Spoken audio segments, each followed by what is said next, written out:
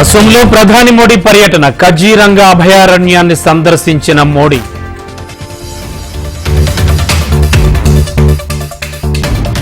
నేడు హైదరాబాద్ బైరామల్గూడ ఫ్లైఓవర్ ప్రారంభం.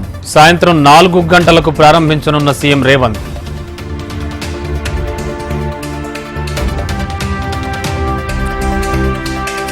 ఇవాళ సాయంత్రం 5 గంటలకు మేడ్చల్లో కాంగ్రెస్ బహిరంగ సభ. హాజరు కానున్న సీఎం రేవంత్ రెడ్డి, మంత్రులు.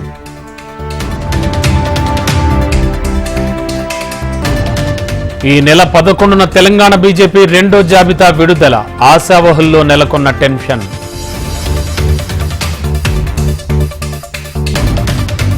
హస్తినలోనే చంద్రబాబు, పవన్ కళ్యాణ్ మకాం. ఇవాళ అమిత్ షాతో టీడీపీ అధినేత, జనసేనాని భేటీ.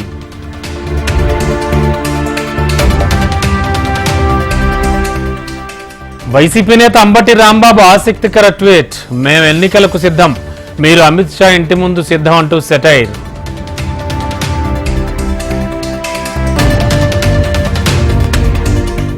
పౌర హక్కుల సంఘానికి 50 వసంతాలు. ప్రజల హక్కుల కోసం పోరాటాలు చేసిన నేతలు.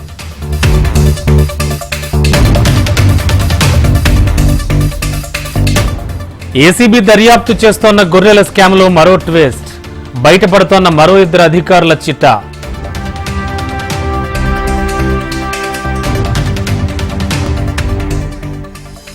మహబూబాబాద్ కుర్రవిలో వీరభద్రస్వామి కళ్యాణోత్సవం. రంగరంగ వైభవంగా జరిపిన వేద పండితులు.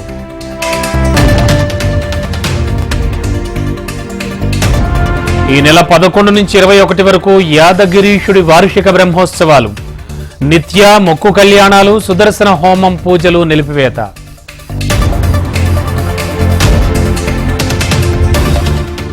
పెద్దపల్లి జిల్లా ఓదెలలో మల్లికార్జున స్వామి వారి ఆలయంలో ప్రత్యేక పూజలు. హరికథాగానం చేసిన సినీ నటి కరాటే కళ్యాణి.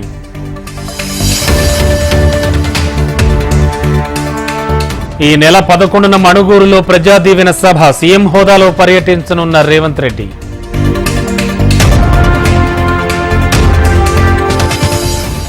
నేడు నాగార్జున సాగర్ ఎడమ కాలువకు నీటి విడుదల. 10 రోజుల పాటు నీటిని విడుదల చేయనున్న అధికారులు.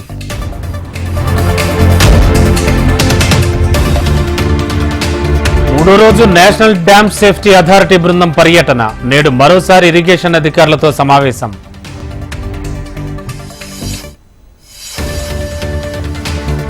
విజయనగరం జిల్లా రామతీర్థంలో మహారుద్రాభిషేకం. శివనామ స్మరణతో మారుమోగిన రాములోరి సన్నిధి.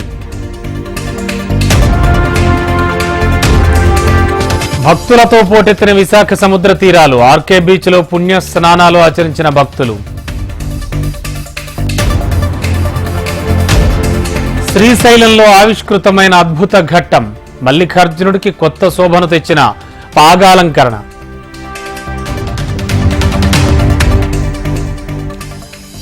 ఈ నెల 11 నుంచి 25 వరకు టీడీపీ ప్రజాగళం సభలు. ఎన్నికలకు ప్రజలను సమాయత్తం చేయనున్న చంద్రబాబు.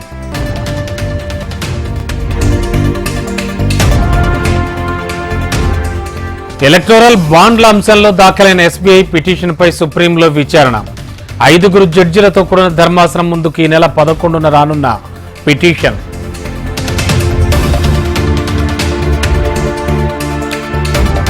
మళ్లీ ప్రారంభమైన రామేశ్వరం కేఫ్. అన్ని జాగ్రత్తలు తీసుకుంటున్నట్లు తెలిపిన కేఫ్ యజమాని.